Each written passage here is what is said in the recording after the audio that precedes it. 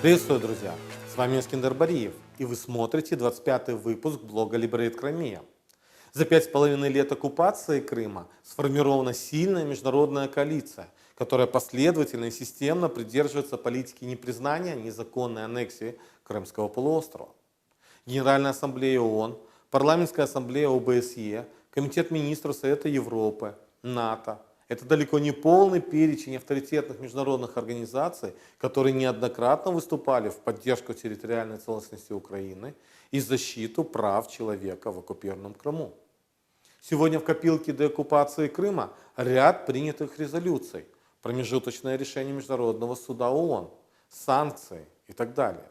Тем не менее, это не мешает Российской Федерации проводить свою репрессивную политику на полуострове, полностью игнорируя международное право.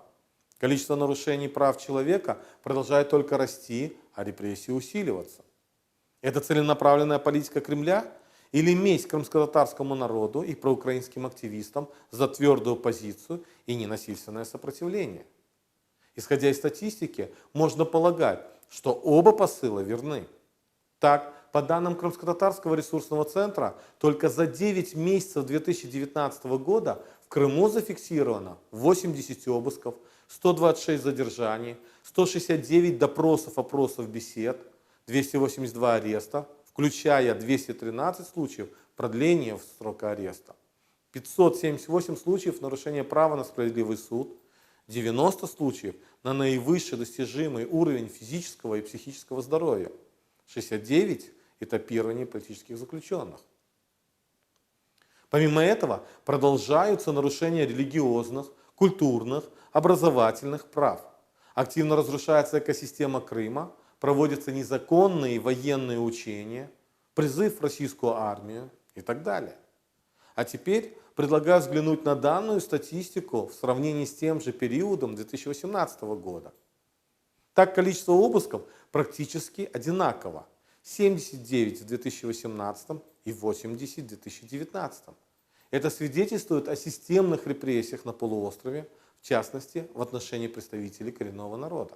За 9 месяцев 2019 года в оккупированном Крыму зафиксировано 126 случаев задержания, 113 из которых в отношении представителей крымско-татарского народа. Количество задержаний за данный период значительно превышает показатель за 9 месяцев 2018 года. Тогда был зафиксирован 91 случай, 65 из которых в отношении крымских татар. Количество допросов, опросов, бесед также значительно выросло со 111 до 169. Такая же ситуация с арестами, количество которых с прошлого года выросло более чем в 2 раза. За 9 месяцев мы зафиксировали 69 новых арестов, включая вынесенные приговоры и 213 случаев продления сроков содержания под стражей. Итого 282 случая. За тот же период в прошлом году Крымско-татарский ресурсный центр зафиксировал 138 случаев арестов. Также мы видим значительный рост количества нарушений права на справедливый суд. 355 в 2018 и 578 в 2019. Это в первую очередь связано с увеличением количества задержанных и арестованных людей на полуострове и, как следствие, с увеличением количества политических заключенных. Нарушение права на наивысший достижимый уровень физического и психического здоровья также усиливается. Если за 9 месяцев прошлого года нами было зафиксировано 40 случаев нарушений, то в этом году данный показатель уже составляет 90. Россия активно использует свои законы для подавления инакомыслия в Крыму против всех, кто не согласен с позицией Кремля. Как правило, такие преследования направлены против религиозных и политических убеждений крымчан. В Крыму сохраняется тенденция массовых задержаний после обысков, как правило, по подозрению в причастности к запрещенной в Российской Федерации организации «Свидетели Иеговы» и Хизбут Тахрир, по подозрению в призывах к экстремистской деятельности, за якобы демонстрацию запрещенной символики и участие в так называемом незаконном вооруженном формировании на территории иностранного государства в батальоне имени Нумана Челебиджихана. Хотя хочу напомнить, что Аскер – это общественная организация, которая официально действует в Украине.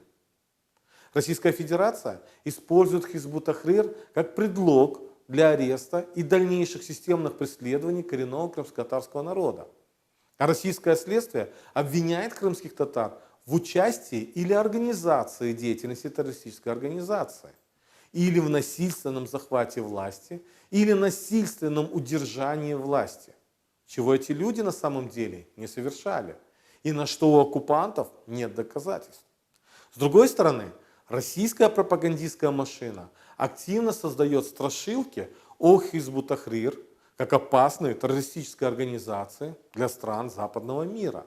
Примером является последнее совещание БДИПЧ ОБСЕ в сентябре сего года. Такая динамика нарушений прав человека в оккупированном Крыму позволяет сделать неутешительный прогноз.